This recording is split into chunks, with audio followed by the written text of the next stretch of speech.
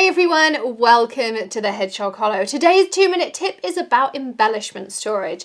Now lots of you ask me, how do I store my embellishments and stickers?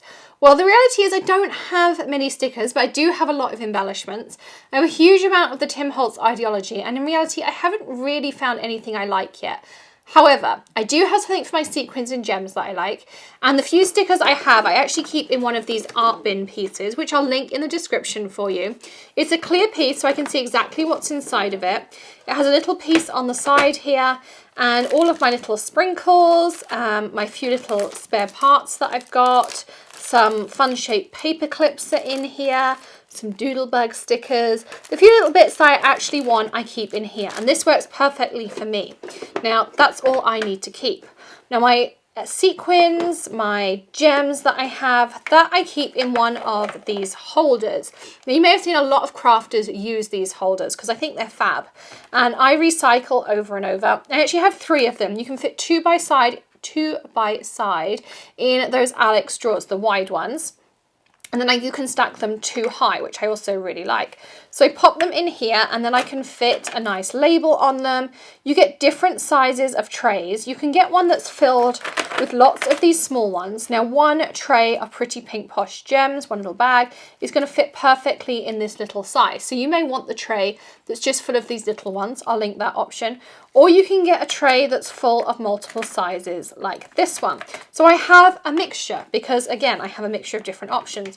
You also get ones that have these huge ones. I don't find I fill these huge ones so much, but you may have some options. They're good for kind of some of those wooden elements, things like that.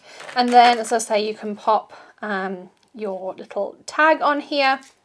For the larger ones, for the smaller ones rather, I pop my tag on the top. That also works really nicely. So I have PPP Blue Lagoon on here. That's my Pretty Pink Posh Blue Lagoon gems. I don't keep the cover on here again because when I open my drawer, I just want to be able to pick it out. I don't need to have the cover on here, but it does come with an acrylic cover that then has these little clip pieces on the side. Now, if you are a sticker person and you want some sticker storage, I have a couple of options for you depending on how you want to store them. So I grabbed out my stash, my super satchels. So this is how I keep a few different things in my stash. So this is my super satchel that stores a lot of different backers. So if my backer does not fit in my storage envelope, I will keep a few of them for picture purposes. So for instance, I have an Umbrella Crafts one, I keep a Neat and Tangled one. So if I'm taking a picture of a Neat and Tangled stamp and I need a backer card, or maybe I need a cleaner one, then I can just go in this, and this works for my kind of card making process, and that works really well for my photos. So you could store your stickers in here, and you could maybe store them in a poly bag by brand, by theme. Maybe you want to keep all your 4th of July ones in a bag, and then you could pop them in here. Or if you wanted to store them by collection. These are 12 by 12. So if you bought the Doodlebug, I don't know, St. Patrick's Day collection, you could keep all of that in this super satchel, and these stack perfectly. They come in different colors and in different depths. So that was one option I wanted to share with you. Another option I have is the even larger. It's called the Super Satchel Double Deep. And the reason I chose this option, I use this for something else that will be coming in a future storage video. But one thing I worked out by trialing is if you took the double deep and you took all of the dividers out of one side, you have a really nice area in here.